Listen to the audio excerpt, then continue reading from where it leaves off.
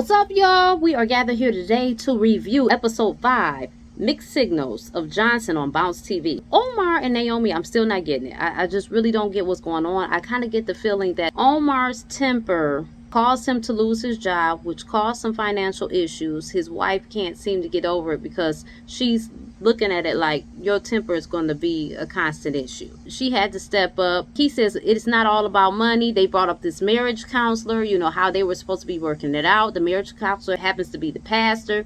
The pastor happens to always agree with Naomi. She believes she's always right, but he's like, call him the Cash App pastor.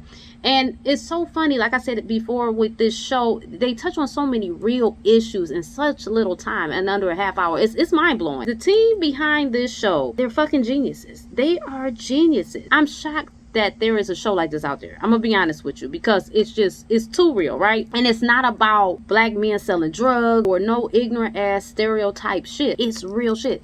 So anyway, let's get into this pastor. So he's bringing up real stuff. Now, you know that a lot of black men have left the church, and the reason being because the pastor has now become the man of the women of the church. The pastor gets the women to do all type of stuff. They're all laying at his feet. They'll cook for him. They'll give him all type of free services, and then they get home and there's discord in the home. And you gonna give your husband a problem, but you're doing all this for this pastor. You dishing out all his money. Black men see this. Church is not what it used to be. Men think more of a logical standpoint, where women think more from their emotions. Pastors tend to preach to your emotions, and that's how the women stay around, and they get them to hang on their every word. So it was in the pastor's best interest to hang on to what the woman was saying, because, you know, men, you can lose them quick with the nonsense. It was deep. I understand what she was saying. Life is all about money, though. You work towards having a better life. That's what relationships about, and I get it. I got both points, but I was siding more with Omar. I'm gonna be honest. I know people might look at me crazy, but I am. Their son, he gets into it with somebody at school. He explains the situation. He pushed him, I guess, and gave him an uppercut because another little boy pulled a seat out for him to fall and embarrassed them. And you know, Omar's like, I bet you he won't mess with you again. And the mama has an issue with that because she feels like he's encouraging violence, or he could end up being like you. Here's another social issue that's being brought up in this show, right? So what they're showing you is a man is teaching his son to be a man and stand up for himself. The mother, she's got this complex, like most mothers do.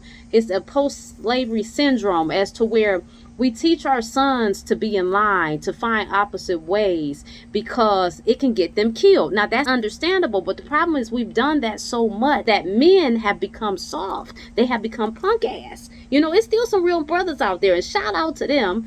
But I'm just saying, some of these wet tissue, baby, and it's because of the mamas. The mamas be fucking these men up. So he gave him an alternative, and that was to tell the teacher. And the little boy said, well, nobody wants to sit with a snitch, was what the little boy said, their son. I get all sides, but again, I'm gonna have to side with Omar, because to be honest with you, if I was a mother and I was raising a boy, he'd have to go live with his daddy, because I can't teach a man. Okay, so moving forward, now Greg and Serena. So of course Greg ain't say shit about that phone when she seen it. He didn't tell the truth.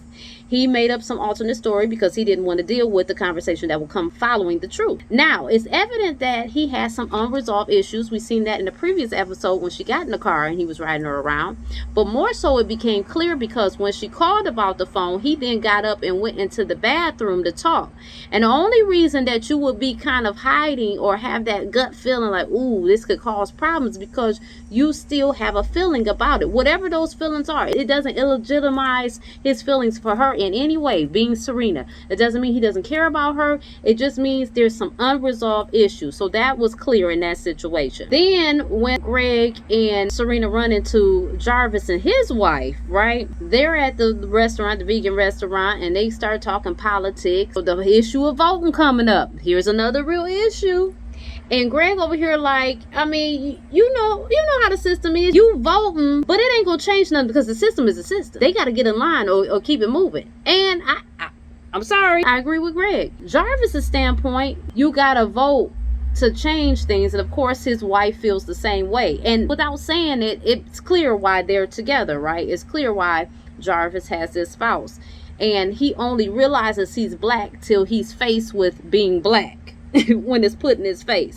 Sad to say. So that was interesting. Yeah, you do not want to talk about politics and stuff like that because it becomes a headache. I could further break that situation down, but I just watch it for yourself because this video can get long as hell with all this deepness they got going on. Keith and Bianca. So now Bianca needs to stay at his house because she got some leak or something at her place. And he shows her a picture of herself and she gets all emotional and she's appreciative, right? Because where she comes from, they don't come from a lot, and it shows that she's doing something because he would put her picture in the gallery or whatever. So she's happy and then she gives him the money. Now, me being honest, I really think the only reason she paid that man is because at this point she felt obligated to, and she was staying at his place. At this point, I need you. I got to come up off this bread. I got to come up with something. You know what I'm saying? You either going to have to come up with some money or some, you know what I'm saying? Or some, you know what I'm saying? You're going to have to come up with something, baby, because at this point, you're using my resources now. You want me to take your picture? You want to stay at my crib, my money, or you going to have to pay me in some, all right. This video might be a little raw, honey, but that's just how I roll. This how I roll. You know, this Bianca again, she did express to Keith like he's not thirsty, he's not like other men. I don't know, I'm not sold on that she's interested in Keith. A lot of women will take advantage if they can. If they feel like they run into a nice guy and they can work him over, they will. So it's unclear. I'm not saying Bianca's Satan, I'm just saying this is what I'm seeing. So I don't know, y'all. Y'all gonna have to watch this show, okay? It's just so much. And this video was already long as hell. And I hope I covered everything. I think I did. But watch it. I want y'all to let me know what you think about what's going on. What is going on with this Naomi? What is her real issue? Because at this point, we're picking up clues. She likes nice things. She wants her son to have the best. And she tripping that she had to step up a little bit. It obviously traumatized her, honey, because she wants to get a divorce. Oh, I forgot to bring this up. Omar said he didn't want a white man telling him when he could see his son, and she said that's why my attorney pushing for a black